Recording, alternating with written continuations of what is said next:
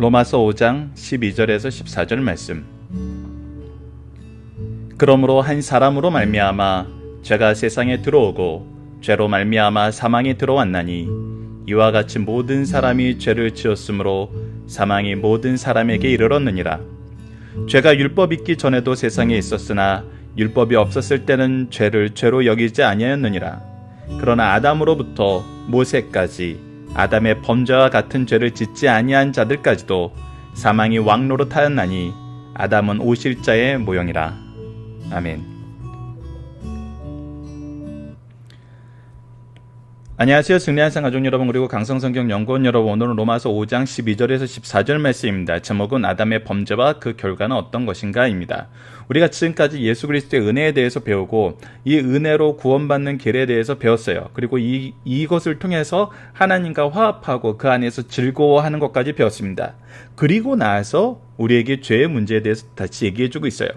이것은 우리가 두 가지 면을 볼 수 있습니다. 첫 번째 면은 이 역사적인 면으로 예수 그리스도로 인해서 모든 인류가 이 구원을 얻는다는 것을 이해하지 못하는 유대인들에게 어떻게 예수 그리스도가 죽었다가 살아난 것이 우리 모든 인류를 앞으로 오고 가는 모든 사람들에게 이 구원의 통로가 될 수 있는가라고 했을 때 이 부분을 설명해 주기 위해서 아담을 통해서 이 세상에 죄가 들어왔고 아담으로 말미암아 모든 사람이 죄인 되었던 것과 같은 그런 과정을 통해서, 그러니까 완전히 반대되는 것은 한 사람을 통해서 죽음이 들어왔으나 한 사람을 통해서 생명이 모든 인류에게 미친다는 그 설명을 하기 위해서 아담의 얘기를 하고 있고, 두 번째 모양으로는 우리가 하나님의 은혜만 얘기했을 때는 하나님께서 주신 이 은혜의 모습이 무엇인지 제대로 이해하지 못하는 경우가 있어요.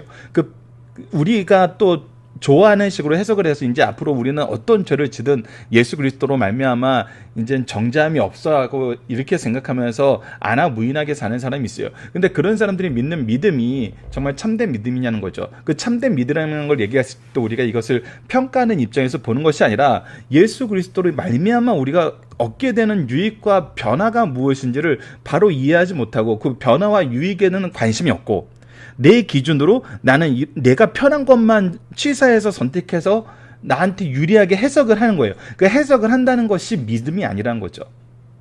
믿음은 그리스도의 은혜로 성령의 역사하심으로 우리가 창조의 하나님, 부활의 하나님 속에서 완전히 달라지는 것을 얘기해요. 그것이 칭의거든요. 그렇기 때문에 믿음으로 말미암아 의롭게 되는 그 칭의, 하나님의 의에 동참하는 것이 무엇인지는 깨닫지 못하고 그것을 알려하지도 않고 그것을 엄밀히 말하면 믿으려 하지 않는 것이죠. 믿지 않고 자기가 좋은 것만 취사해서 선택해서 자기 입장을 변명하는 것일 뿐이에요. 이것은 지금은 통할지 몰라요. 그러나 마지막 때의 주님 앞에서는 그것이 변명거리가 되지 않는다는 것. 그렇기 때문에 죄에 대해서 우리가 바로 이해해야 되는 부분이 반드시 있어요.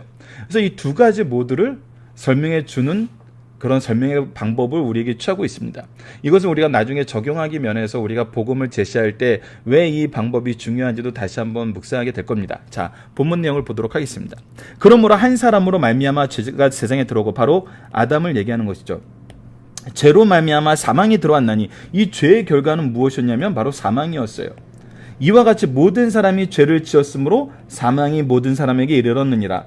그러니까 아담으로 말미암아 죄가 들어오고 이 사망에 이르게 되는데, 죄의 결과로. 근데 이와 같이 모든 사람이 죄를 짓게 되었다는 거예요. 자, 이 부분에 대해서 우리가 굉장히 중요한 내용을 확인해야 될 것이 있는데, 바로 그 죄의 모습에 대해서, 죄 원죄에 대해서, 우리가 왜 이 아담이 죄를 지은 거지 모든 사람에게 죄가 되었느냐를 우리가 이해를 해야 돼요.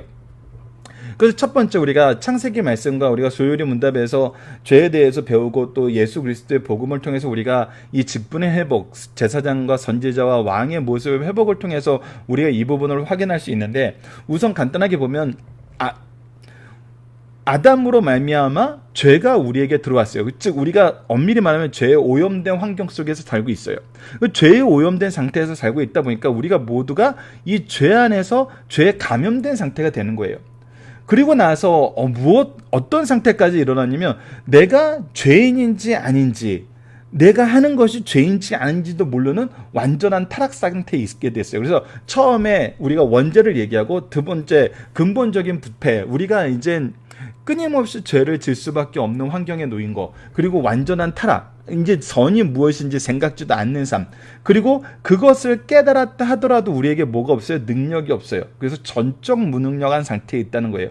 그래서 우리가 이 죄에 오염된 사람들의 모습은 원죄와 근본적 부패와 완전한 타락과 전적 무능력의 모습으로 우리에게 보여줍니다. 자, 이거는 우리가 더 간단하게 얘기하면은 13절하고 말씀하고 연결해서 보면은 우리가 죄가 율법 있기 전에도 세상에 있었으나 율법이 없을 때는 죄를 죄로 여기지 아니하였느니라. 이것이 무엇이냐면 우리가 완전한 타락 상태에 있어서 모든 사람이 이제 의가 무엇인지를 모르고 의를 위해서 살아야 된다는 것도 모르는 그런 완전한 타락 상태에 있었어요. 근데 율법이 옴으로써 뭐 어떻게 됐어요? 하나님의 기준이 뭔지 알고 죄가 무엇인지 알고 의가 무엇인지 알게 되었어요. 근데 그때 우리가 뭐가 없어요? 이 죄를 벗어날, 의를 행할 능력이 없어요.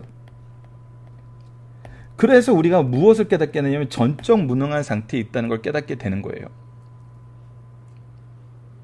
이것은 무엇하고 비교할 수 있냐면, 그런데 그리스도와 무엇이 다르냐면 14절까지 보고 설명해 드리겠습니다. 그러나 아담으로부터 모세까지, 즉 아담이 죄를 짓면서부터 모세까지, 즉 율법이 이 세상에 오기까지 아담의 범죄와 같은 죄를 짓지 아니한 자들까지도 사망이 왕노릇하느니라.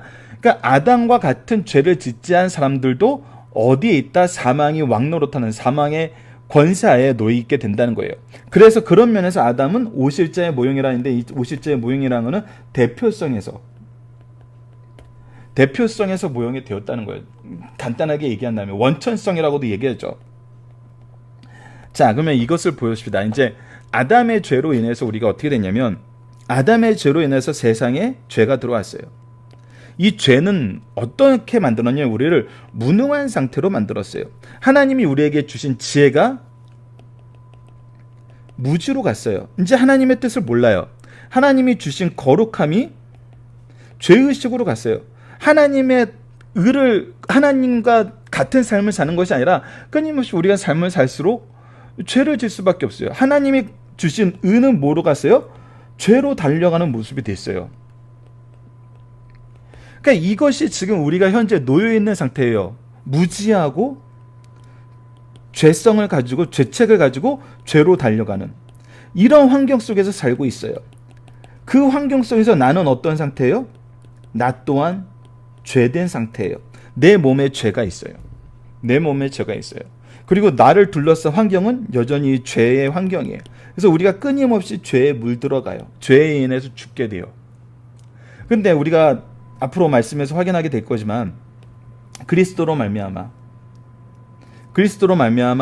우리가 이 죄되었던 곳에서 어떻게 됐어요? 예수 그리스도의 의로 옮겨지게 됐어요. 그것이 뭐예요? 상태적인 변화라고 볼 수 있어요. 즉 우리는 죄인 되었었는데 그리스도의 죽으심과 부활하심 우리를 의롭다고 칭해 주셨어요. 의롭다고 칭해준 상태에서 우리가 무엇을 볼수, 이것을 이제 의학적인 부분으로 자꾸 설명하게 되는 게 좀 이해하기 쉬운데, 우리 몸이 죽어가는 상태예요. 즉 우리가 죄로 인해서 죽어가는 상태예요.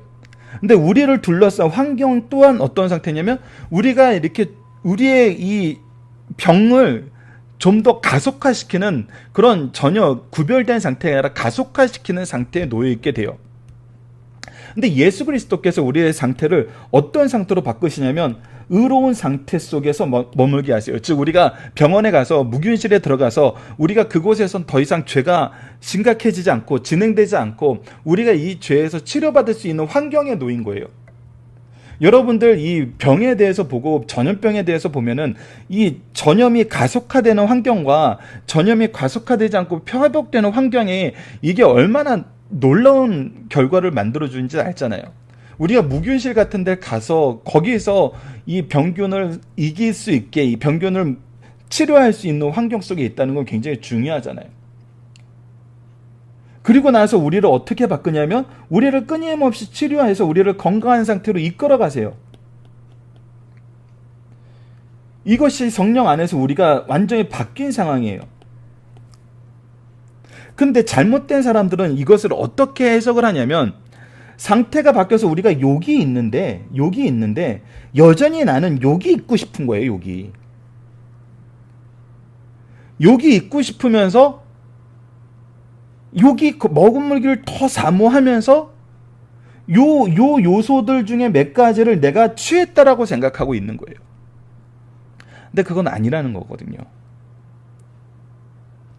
그래서 우리가 그리스도의 은혜 안에 있다는 것은 우리의 상태, 우리가 죄된 상태에 있느냐, 하나님의 의롭다 하신 상태에 있느냐. 그러면 우리가 이 상태 안에서 경험하게 되는 건 뭐냐면 방향성이에요. 방향성이 달라져요. 그리고 더 결정적인 건 뭐예요? 우리가 지혜가 무지로 변했고 거룩이 죄책으로 바뀌고 의가 죄로 변했었어요. 근데 우리에게 뭐가 생겼어요? 능력이 생겼어요. 우리가 이 부분은 소요리 문답에서 우리가 예수 그리스도께서 우리의 제사장 되시고 왕 되시고 선지자 되셨을 때 이것이 과거에 있던 선지자, 제사장, 왕과 무엇이 달랐냐면 예수님께서 지혜와 거룩과 의로 우리를 모든 것을 완벽하게 회복시키신 우리의 왕으로서 선지자로서 제사장으로 사시지만 동시에 무엇하러 오셨냐면 우리를 다시 지혜로 거룩으로 의로 이끄시고 우리를 회복시키게 하셨던 거예요. 즉 무엇을 주셨던 거예요? 우리에게 이 능력을 주셨다는 거예요. 그러니까 우리가 이 안에서 예수 그리스도의 의롭다 하심 안에서 상태가 변하고 방향성이 변하고 무엇이 변하면 이게 우리가 능력을 갖게 돼요. 예수 그리스도를 통해서. 그래서 이 전적 무능 상태에서 어떻게 돼요? 벗어나게 되는 거예요. 우리를 벗어나게 하시는 거예요. 오직 그리스도를 힘입어 이것을 우리가 회복하게 되거든요. 그러니까 모든 것이 죽어가는 상태에 이르게 한 것이 아담의 죄라면 모든 것이 살아가는 상태로 이끌 것이 바로 예수 그리스도라는 거예요. 이것을 우리가 계속 보게 된다는 겁니다. 우리 처음에 다시 한번 기억합시다. 상태가 변했어요. 죄악된 환경 속에서 사는 것이 아니라 무균실 안에서 하나님의 거룩하심 안에서 칭의 안에서 살아요. 그래서 방향이 변했어요. 우리가 이제 죽어가는 곳으로 보는 것이 아니라 생명을 바라보는 곳으로 가요. 그 안에 우리가 능력을 갖췄어요. 예수 그리스도의 능력을 힘입어 지혜와 거룩과 의가 실현되는 우리를 통해서 또 이것이 전해지는 삶을 살게 되었어요. 이것을 우리가 보게 된다는 것입니다. 자, 본문 묵상하기를 봅시다. 온 인류가 죄와 사망의 권세 아래 놓이게 된 이유는 무엇입니까? 바로 아담으로 말미암아 한 사람으로 말미암아 죄가 이 세상에 들어왔기 때문이에요. 이 죄 속에서 우리는 완전한 타락과 전적 무능과 그리고 근본적인 부패 안에 빠지게 돼요. 원죄 안에서.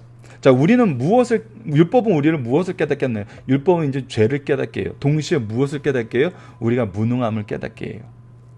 아담은 누구와 대비되나요? 바로 예수 그리스도와 대비가 돼요. 이 내용이 왜 대비가 되는지 다음 시간에 우리가 다시 한번 더 자세하게 확인하도록 하겠습니다.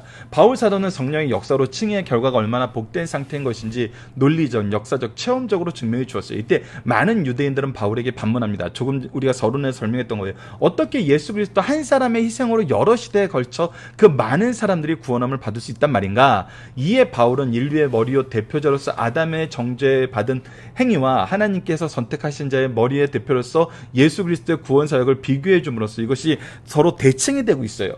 죄가 우리 몸에 우리 이 세상에 들어와서 우리가 죄인의 사망의 종로로 탄 이것과 예수 그리스도로 인해서 의가 우리의 삶에 들어와서 우리가 하나님 안에 하나님의 자녀로서 살게 된 의의 자녀로서 살게 된 이 모습이 서로 대조를 이룬다는 거예요.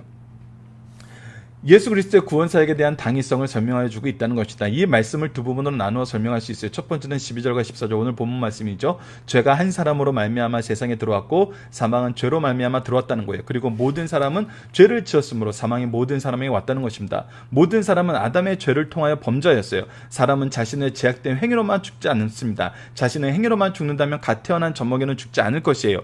그러나 인간들은 종국적으로 아담과 연합되었기 때문에 죽는 것이에요. 그러나 아담은 오실자의 표상입니다. 아담과 그리스도 사이에 무언가 비교됨을 가르쳐주고 있어요.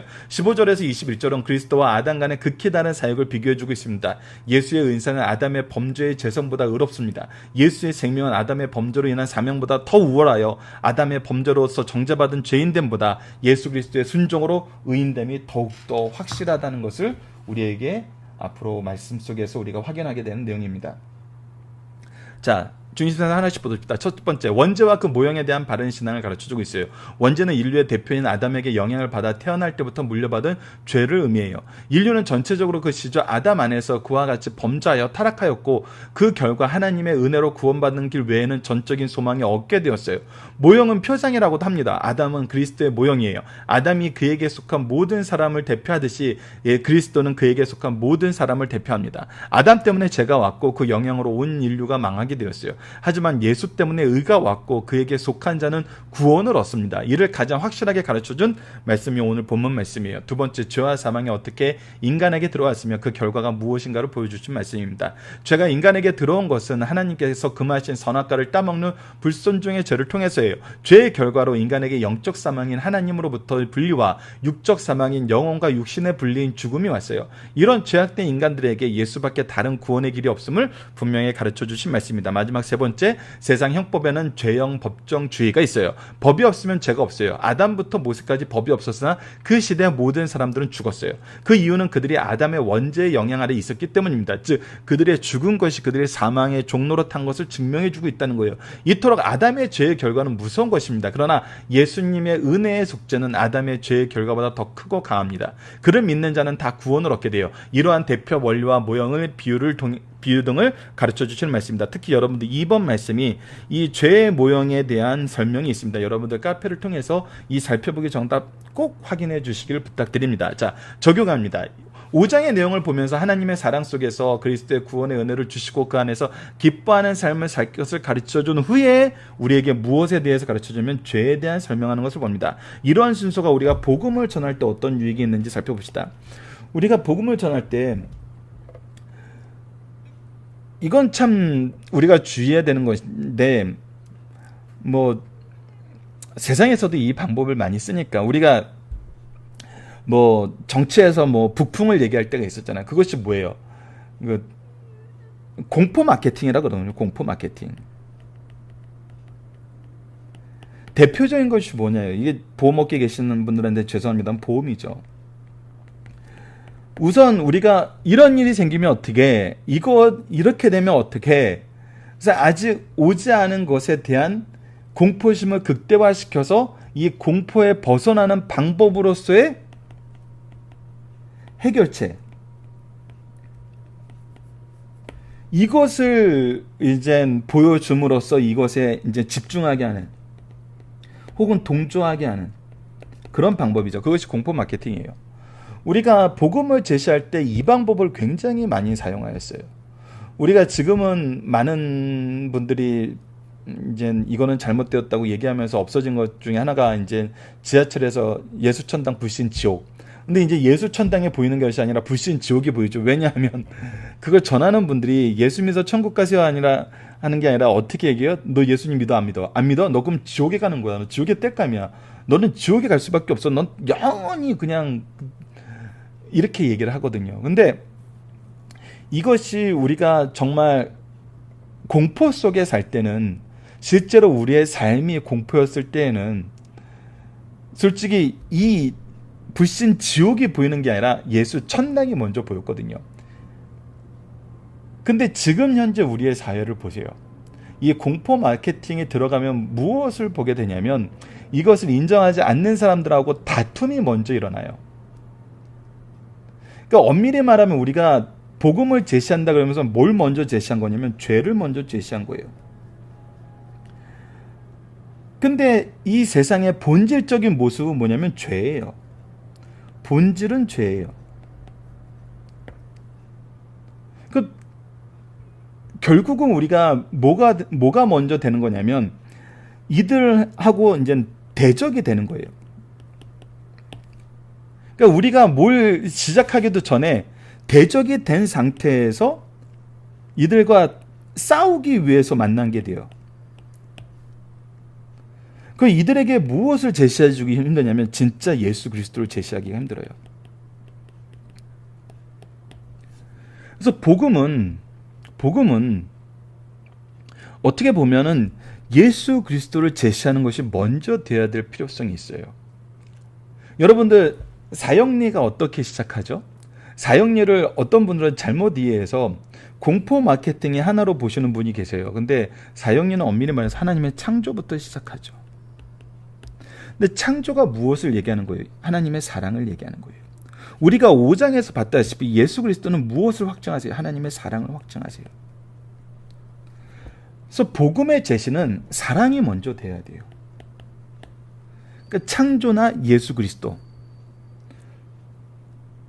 더더욱 우리가 예수 그리스도를 전하는 게 더 현재 상황에선 더 맞다고 보는 건 뭐냐면 사람들이 창조를 믿지 않아요. 왜? 세상 교육이 창조와 반대된 교육으로 완전히 시스템을 이루고 있어요, 이 사회가. 그래서 창조를 그들이 이해하려 하지도 않고 알려고 하지도 않고 우선 잘못된 걸로 이미 딱 결정을 내놓고 바라봐요. 그래서 이것을 가르쳐주기 위해서 창조를 가르쳐준다는 것이 정말 말씀으로 꾸준히 교육이 들어가지 않으면 굉장히 힘들어요. 그런데 육신의 몸을 입고 오신 예수님, 역사적인 인물인 예수님을 통해서 우리가 복음을 제시할 때는 사람들이 예수 그리스도의 존재에 대해서는 의문을 품지 않아요. 예수님이 성육신하는 거에 대해서는 의문을 품을 수 있어요, 세상 사람들은. 하지만 예수 그리스도의 존재에 대해서는 의문을 품지 않아요. 그래서 우리가 예수 그리스도를 먼저 전하는 것이 굉장히 좋아요. 얼마 전에 이제 자주 만나는 분인데 성경을 알고 싶은데 무엇부터 보는 게 가장 좋을까요? 라고 물어보길래 저는 어떻게 보면은 그래도 그분이 이제 신앙생활은 굉장히 오래 하신 분이에요. 수십 년간 교회는 다니셨어요. 근데 성경에 대해서는 잘 모르신다는 거예요. 그리고 성경에서 얘기하는 것이 때로는 너무 아프고 때로는 너무 힘들고 때로는 너무 어렵다는 거예요. 그래서 제가 먼저 제시한 것이 사복음서예요. 그래서 사복음서가 뭐냐고 물어보세요. 그러니까 수십 년을 다니셔도 그걸 모를 수가 있어요. 그래서 예수님에 대한 이야기라고 했더니 저도 정말 예수님에 대한 이야기 배우고 싶었어요 라고 얘기를 하시더래요. 그래서 제가 교회를 좀 오래 다니셨기 때문에 교회에 대해서도 알기 때문에 누가복음과 사도행전을 먼저 제시를 했어요. 그래서 누가복음과 사복음서에서 누가복음 그리고 연결돼서 사도행전까지 한번 보세요 하면 이게 정말 굉장히 좋아요. 그리고 여러분들 조금 더 이제 신앙에 대해서 이제 이 어떤 교리적인 교육을 좀 받으셨던 분들은 저는 이 성경의 순서가 너무나 놀라요. 누가복음, 그리고 요한복음, 사도행전, 지금 우리가 하는 로마서.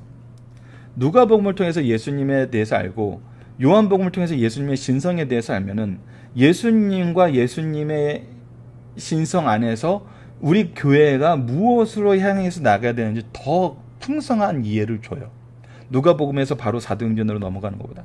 그리고 나서 우리가 교리에 대해서 배워요. 로마서를 통해서 이 이신층이 우리 구원에 대한 구속사에 대한 교리를 바로 배우는 거예요.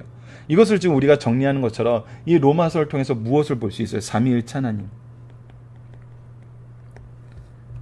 그리고 구속사, 삼위일체는 성부, 성자, 성령을 배우고 그 안에서 구속사를 배우고 그 다음에 교회 혹은 성도를 배우고 그리고 세상을 배워요.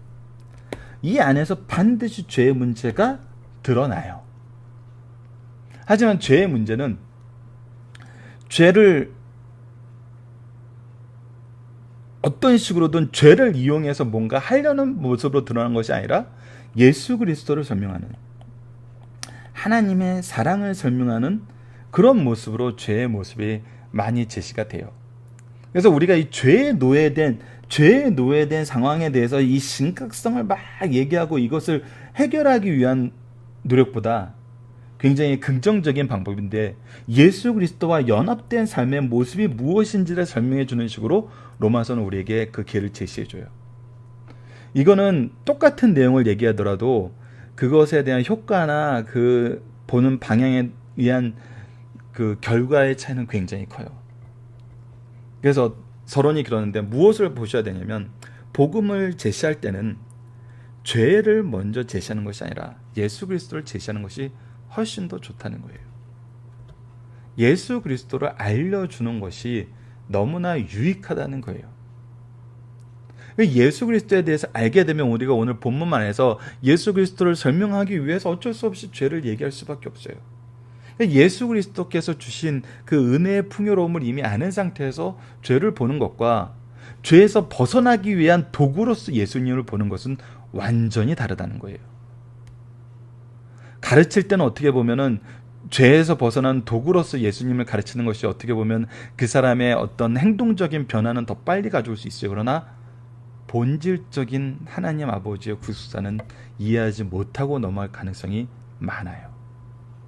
그렇기 때문에 우리가 예수 그리스도를 소개하는 것, 이것이 복음 안에서 정말 좋은 순서라고 생각합니다. 그래서 예수님은 누구십니까? 오늘 우리 본문 말씀에서는 예수님은 우리에게 이 죄의 속박에서, 죄의 노예된 삶에서 벗어나게 하는 유일한 통로라는 것이죠. 그리고 아담과 대비되는 구원의 통로라는 것이죠. 이것을 우리가 내일 말씀에서도 확인하도록 하겠습니다. 말씀을 기초로 기도하기를 통해서 마치겠습니다. 하나님, 우리가 복음을 전하고 제시할 때 은혜를, 생명을, 사랑을, 기쁨을 바로 전하게 하여 주소서.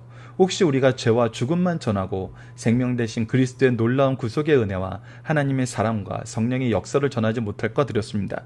동시에 우리가 사랑과 은혜만 전하고 죄의 결과인 사망을 전하지 못하므로 주신 은혜를 경히 여기게 되지 않도록 인도하여 주소서.